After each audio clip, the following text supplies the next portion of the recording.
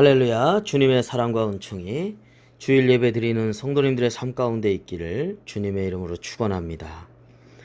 오늘 말씀은 우리가 너무나도 잘 아는 사랑에 대한 고린도전서 13장의 말씀입니다. 실랑이란 무엇일까? 이렇게 물으면 믿음이라고 대답할 것 같습니다. 그런데 오늘 말씀은 믿음 이상의 사랑을 말씀하고 있습니다. 오늘 2절 말씀에 보면 모든 믿음이 있을지라도 사랑이 없으면 내가 아무것도 아니요 라고 말씀하고 있습니다. 어떤 사람들은 믿음이란 예언, 어떤 능력, 어떤 방언 등의 어떤 신비적인 것을 말하는 경우가 있습니다. 그러나 이런 것들도 사랑이 없으면 아무것도 아니라고 성경은 말씀하고 있습니다. 예언도 패하고 방언도 그치고 맙니다. 지식도 패합니다. 모든 것이 다 부분적인데 온전한 것이 있고 항상 있는 것이 있는데 그것이 바로 사랑이라고 말입니다. 그래서 사랑이라고 하는 것은 모든 것을 참고 모든 것을 믿고 모든 것을 바라고 모든 것을 견딥니다. 사랑은 우리를 온전하게 지켜줍니다. 참 희한한 일입니다. 우리는 어린 갓난아이를 키우면서 똥오줌 싸고 밤에 잠도 안 자고 이것저것 던지고 업고 소리내서 크게 울고 그게 그치지도 않고 말이죠. 그런데 우리는 그 아이가 사랑스럽습니다. 그렇게 좋을 수가 없어요.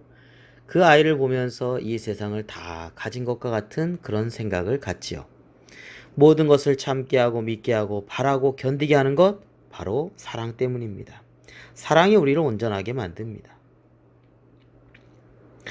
그 사랑이 있어서 오늘 우리가 또 존재하고 있고요. 그 사랑을 알기 때문에 우리는 주변의 가족과 이웃을 또한 사랑할 수가 있습니다. 그런데 그 사랑은 하나님에게서 나왔습니다. 하나님은 우리를 자신의 형상을 따라서 창조하셨다라고 말씀하였습니다.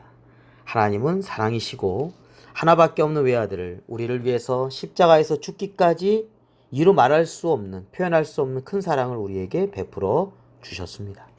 그 사랑으로 우리가 구원을 받고 하나님의 자녀가 되지 않았습니까? 그 사랑 때문에 우리도 또한 하나님을 사랑하게 되었습니다. 하나님은 우리에게 계명을 주셨습니다. 요한일서 3장 23절에 그의 계명은 이것이니 곧 그 아들 예수 그리스도를 믿고 그가 우리에게 주신 계명대로 서로 사랑할 것이니라.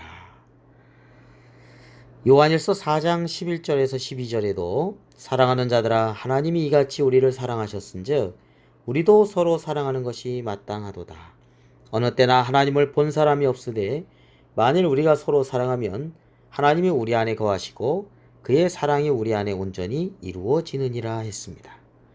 또 같은 장 20절 21절에도 누구든지 하나님을 사랑하노라 하고 그 형제를 미워하면 이는 거짓말하는 자니 보는 바 그 형제를 사랑하지 아니하는 자는 보지 못하는 바 하나님을 사랑할 수 없느니라.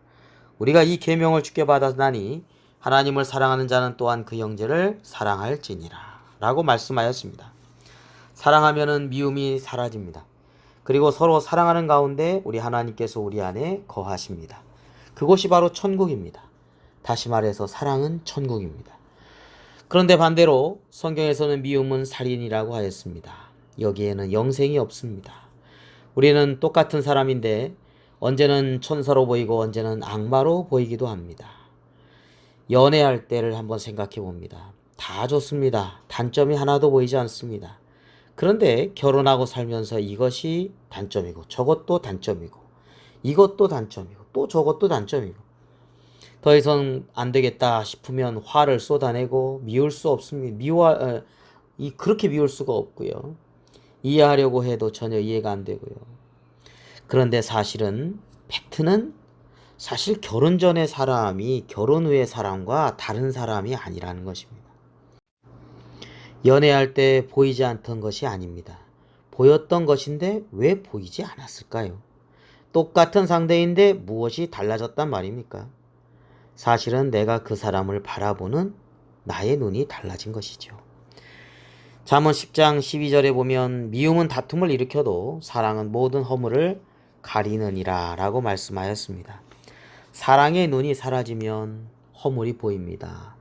미움의 눈으로 바라보면 모든 것이 다 싫습니다. 다툼이 일어납니다. 서로 다 괴롭습니다. 그럼 해결책이 무엇입니까? 사랑을 다시 회복하는 것입니다. 사도 베드로는 성도들에게 이렇게 권면하였습니다. 베드로전서 4장 8절에 무엇보다도 뜨겁게 사랑할 것이니 사랑할지니 사랑은 허다한 죄를 덮느니라 라고 말입니다.